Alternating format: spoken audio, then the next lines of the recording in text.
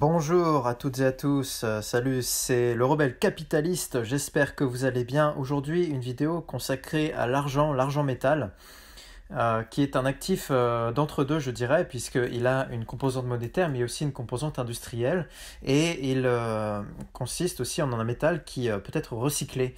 Et donc, cela rend ces cycles assez difficiles à analyser. Cela dit, en période d'inflation, il est toujours intéressant de, s'intéresser aux matières premières, de s'intéresser aux matières premières qui ont une composante monétaire, et dans ces matières premières, il n'y a pas énormément de choix, il y a l'or ou il y a l'argent. Alors, je vous invite à écouter la vidéo de Rick Rule, que je mettrai en commentaire de cette présente vidéo, parce que Rick Rule est un très fin connaisseur des matières premières. Et par ailleurs, c'est un excellent analyste financier et je dirais quelqu'un plein de bon sens et qui donne énormément de bons conseils sur l'investissement et sur la façon aussi de voir le monde, de voir nos irrationalités, nos biais psychologiques, etc. Donc c'est vraiment quelqu'un de très intéressant qui parle simplement, etc. Même si c'est en anglais, je vous invite quand même à faire l'effort d'écouter cette vidéo en entier. Je vous pointerai simplement le passage vers la fin de la vidéo qui concerne spécifiquement l'argent métal.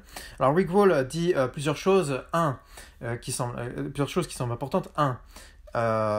Souvent dans les périodes inflationnistes, dans les moments où la peur de l'inflation commence à poindre et donc où on cherche un refuge de la vraie valeur, eh bien l'or a tendance à réagir avant l'argent. Donc en termes de dynamique, de timing, il est vrai qu'il est probablement plus intéressant de surpondérer l'or par rapport à l'argent dans un premier temps, pour jouer justement cette hausse différenciée de l'or qui arrive souvent avant celle de l'argent. Pourquoi elle arrive avant celle de l'argent? Parce que l'or a une composante monétaire plus forte que celle de l'argent, tout simplement. Simplement, l'argent, lui, va avoir tendance à réagir de façon plus cyclotimique, plus brutale aussi. Et donc, il peut y avoir des ascensions extrêmement importantes sur l'argent. Donc, probablement qu'actuellement, il est intéressant d'être surpondéré sur l'or et d'être pondéré sur l'argent pour quand même ne pas louper certaines augmentations. Vous avez probablement vu que mi-mai, il y avait un undershooting, c'est-à-dire qu'on est allé vraiment très bas sur l'argent, à moins de $20.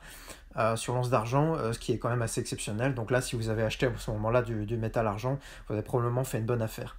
D'autant que, il est important dans ces périodes de crise boursière, de crise financière, d'avoir du cash, même si le cash se dévalue par rapport à l'inflation et perd 10%, 8, 9, 10% par an. Eh bien, il est quand même intéressant d'en avoir parce que si les marchés, eux, perdent sur ce même timing 30 à 40%, eh bien, in fine, vous vous retrouvez avec de la poudre sèche pour pouvoir agir ensuite quand les valeurs ont vraiment baissé.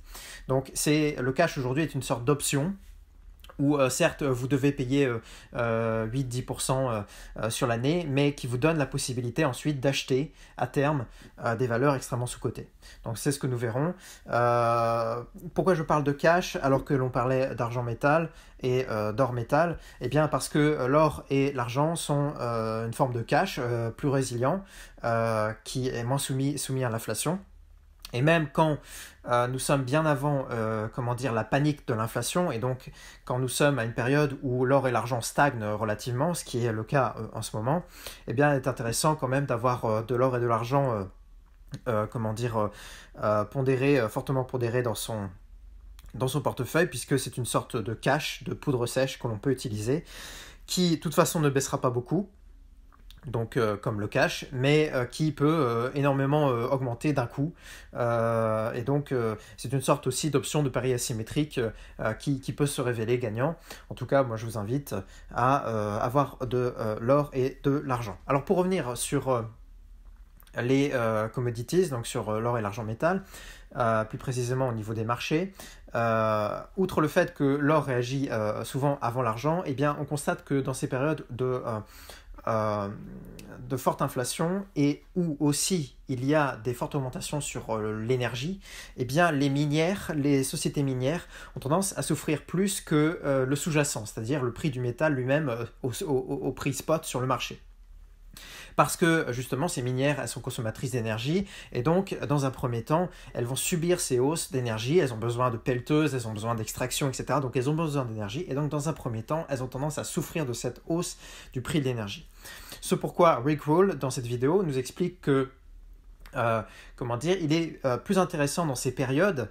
Il y a un rapport entre le bénéfice attendu, l'espérance de gain attendu et le risque, plus favorable à la commodity, au métal lui-même par rapport aux entreprises qui traitent ce métal, donc aux minières.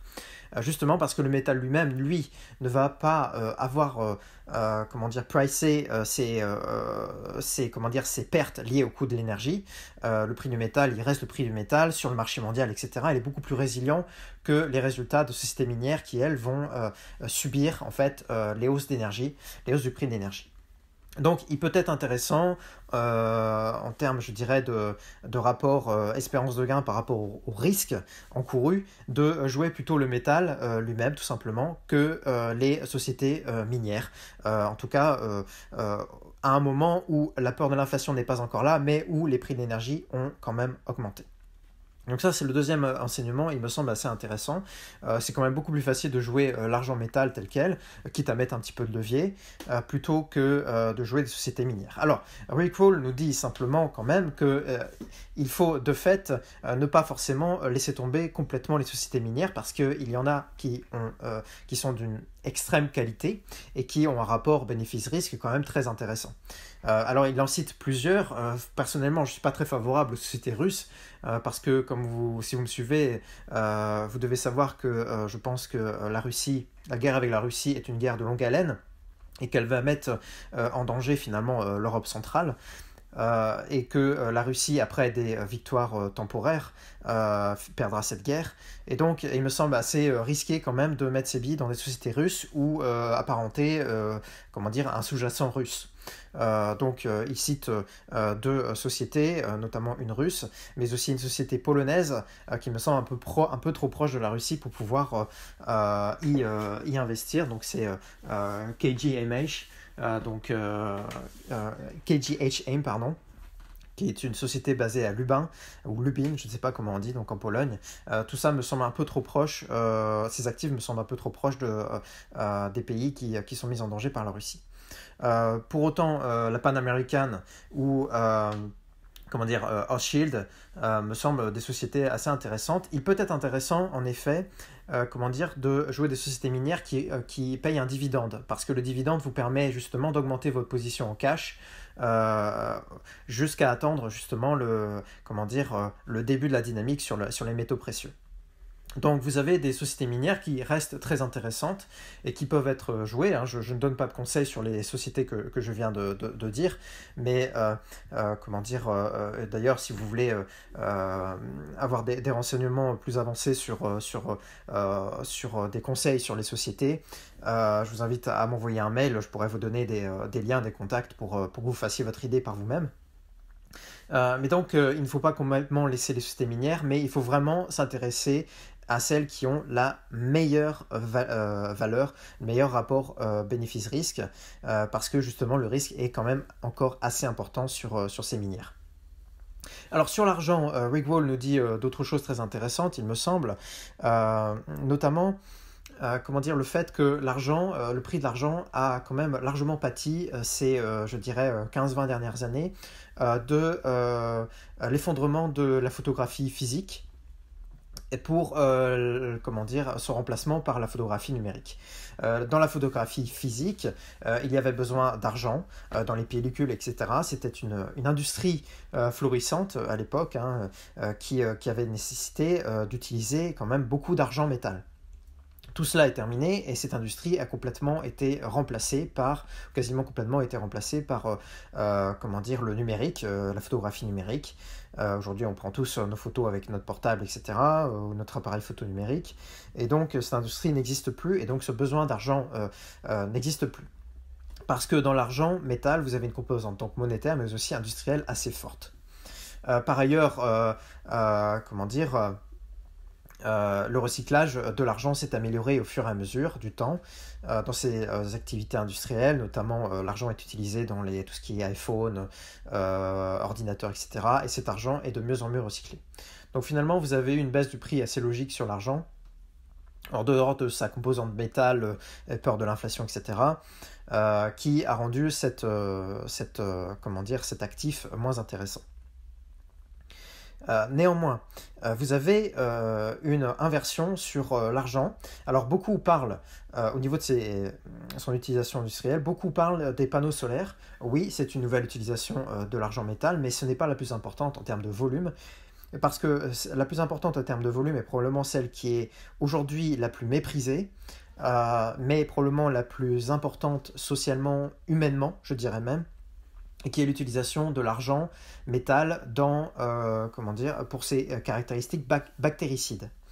L'argent métal détruit des bactéries, a une excellente qualité de ce point de vue-là. Il est utilisé donc pour la désinfection, etc. Vous avez notamment par exemple l'argent colloïdal qui existe pour traiter des problèmes de peau, pour traiter des problèmes d'infection, etc. L'argent est de plus en plus utilisé du fait notamment des résistances aux antibiotiques qui sont trop utilisées depuis au moins 30 ans. Ça fait 30 ans qu'on le sait, mais ça fait 30 ans quasiment qu'on fait rien. Et ça fait seulement maintenant, depuis quelques années, qu'on commence à considérer le problème parce qu'on a gavé les gens d'antibiotiques. Et maintenant, on a des problèmes dans les hôpitaux, les résistances bactériennes, etc. Et donc l'argent, lui, n'admet aucune résistance. C'est une propriété physique qui attaque les bactéries. C'est une propriété électrique qui attaque les bactéries. Et donc cette propriété n'est jamais mise à mal par les bactéries qui sont incapables évidemment de défier les lois de la physique. Elles peuvent s'adapter aux antibiotiques, aux produits chimiques, mais elles ne peuvent pas s'adapter comment dire, aux propriétés typiquement physiques de l'argent métal. C'est pourquoi il sera de plus en plus utilisé par la médecine. Et cette utilisation, d'autant plus, est très peu recyclable parce qu'on utilise de l'argent à très petite dimension. L'argent colloïdal, c'est vraiment du nanométrique. Et donc, c'est de l'argent qu'on ne peut pas recycler. C'est de l'argent qui est utilisé finalement par le corps. Et qui est évacué in fine par le corps, mais c'est donc de l'argent qui n'est pas recyclable. Donc cette utilisation semble minorée comment dire, par le marché, selon Rick Rule, et je pense qu'il a fondamentalement raison. Pour ma part, j'utilise aussi de l'argent colloïdal. J'utilise dans mon exercice professionnel comment dire, ces utilisations de l'argent qui me semblent vraiment novatrices et qui ont été utilisées finalement depuis extrêmement longtemps, puisque si on mangeait depuis des siècles dans des couverts en argent, évidemment aujourd'hui ça s'est arrêté, on n'a plus besoin de faire ça parce qu'il y a eu les antibiotiques, la révolution Pasteur, etc. qui était extrêmement favorable, mais on a été un petit peu trop loin dans cette révolution et on a négligé les effets secondaires d'une surutilisation des antibiotiques. Bref, si on utilisait avant des couverts en argent métal, ce n'est pas pour rien, c'est pas juste pour de la gaudriole ou pour frimer, c'était aussi parce que à chaque fois que vous mangiez dans un couvert en métal, vous preniez votre petite dose d'argent métal à chaque repas. C'était aussi le cas au moment des pharaons d'Égypte, etc. C'est quelque chose qui remonte à très longtemps, à très loin.